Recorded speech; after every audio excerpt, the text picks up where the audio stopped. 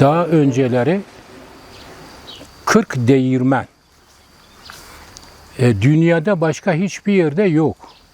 Tek bir kaynak suyundan 40 değirmen çalışıyor. Bir değirmenin suyu da başka bir değirmene girmiyor. Sular ayrı giriyor, ayrı çıkıyor. Burası gerçekten 1800-1900 yıl öncesinden bu kadar önemli bir tarihe sahip bir yer. Yani bu kültür, bu tarih o kadar yıl devam etmiş.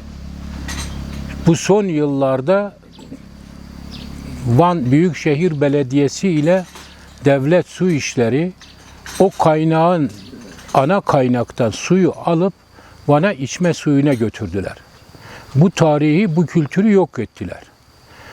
40 tane değirmen, o zamanlar 40 tane fabrika demek. Değirmen sahipleri gerçekten her değirmen birkaç ortaktan da oluşmasına rağmen, tabi dedelerden kalma, varisler de çok şimdi, bundan 30-40 yıl öncesine kadar bir fabrika gibi. Ekonomik değeri de çok iyi. Sağlık açısından %100 kepekli un üretiyor ve eleğe vurduğun zaman elekte un, kepek bile kalmıyor. Sağlık açısından bu kadar da önemi olmasına rağmen bu değirmenleri yok ettiler. Son yıllarda bir tek ben bir değirmeni sırf bu kültürü, bu tarihi yaşatmak adına ayağa kaldırdık. Halen de aktif durumda tek bir değirmen, 40 değirmenden tek bir değirmen. Faal durumda.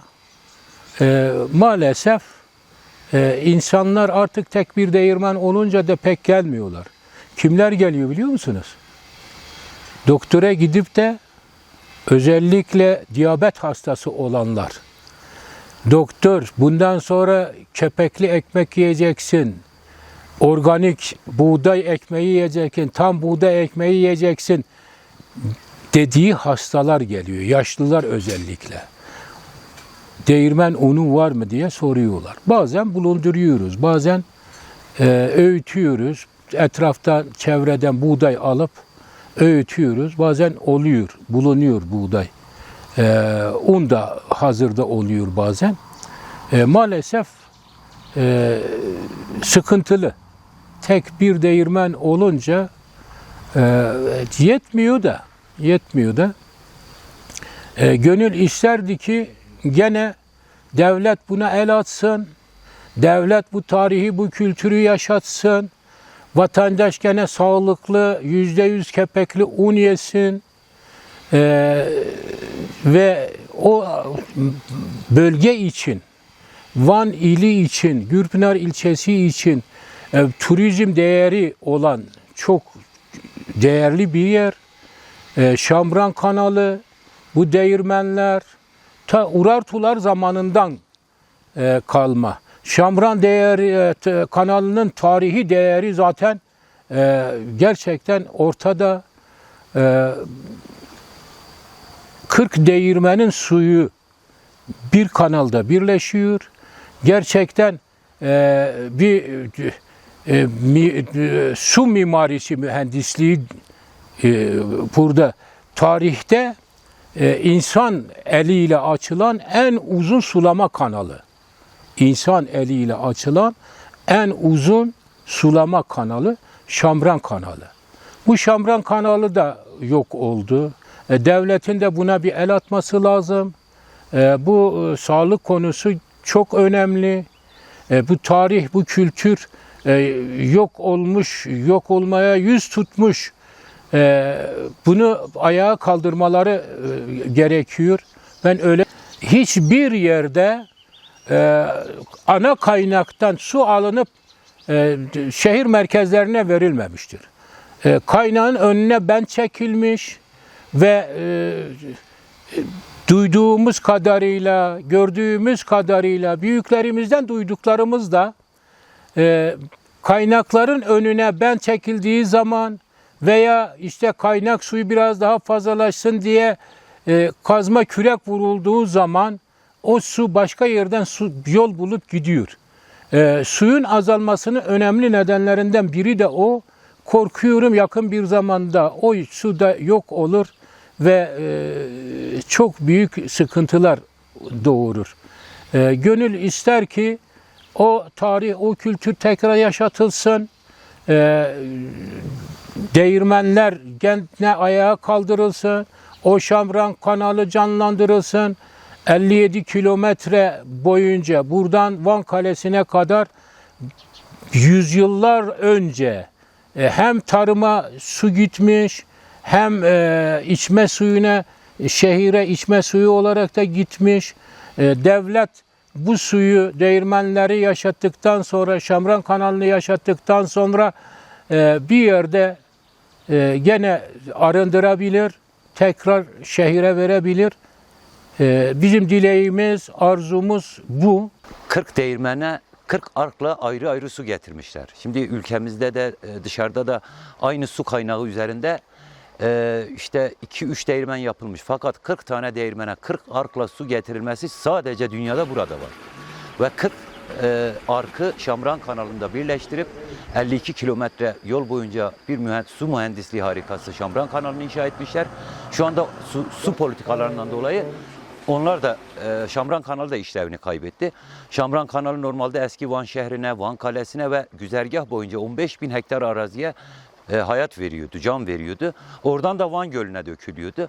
Van Gölü'nün çekilmesinde de etkisi var bu su politikalarının. Böyle bir kültür, böyle bir tarih ilki 1988 yılında yapılan, ikincisi 2012'de yapılan içme suyu, Van'a direkt içme suyu hattından dolayı içme suyunu da direkt kaynaktan aldılar. Yani bir gölet suyun akmasına izin vermediler. Bir gölet vasıtasıyla vermediler suyu. Tarihi yapılarımız yok olma tehlikesiyle karşı karşıya. Buranın unu katkısız ve tam kepeklidir. Çok sağlıklı bir undur. Önceden burada ekonomik bir canlılık vardı. Hem değirmenlerin çalışması vatandaşa ekonomik olarak rahatlık sağlıyordu. Hem vatandaş buğday ekerek geçimini sağlayabiliyordu. Fakat değirmenler işlevini yitirdiği zaman artık insanlar buğday ekmemeye başladı.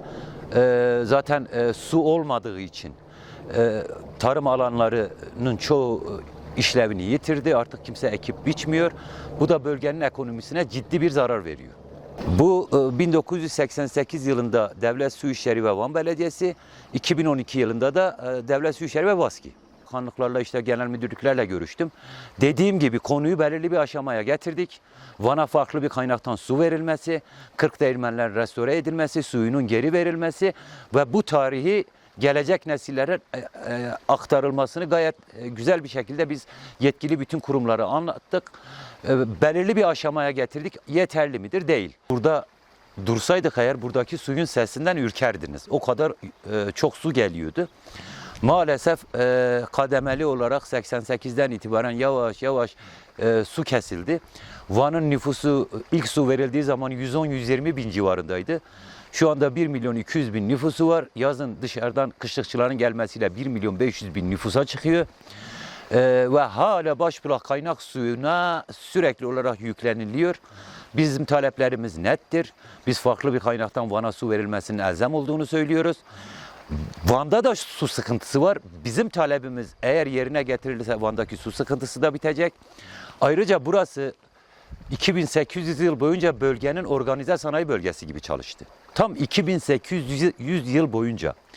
Şimdi restore edilse, onarılsa inanın eski günlerine kavuşması 1 yıl 2 yıl almaz. Yine eski günlerine kavuşur.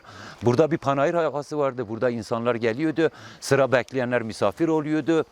İşte bir şenlik havası vardı değirmenlerin çalıştığı dönemde, özellikle sonbaharda.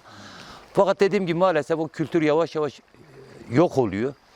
Bu da bizi üzüyor. Dediğim gibi biz bütün yetkililerle görüştük. Hepsine taleplerimizi net anlattık.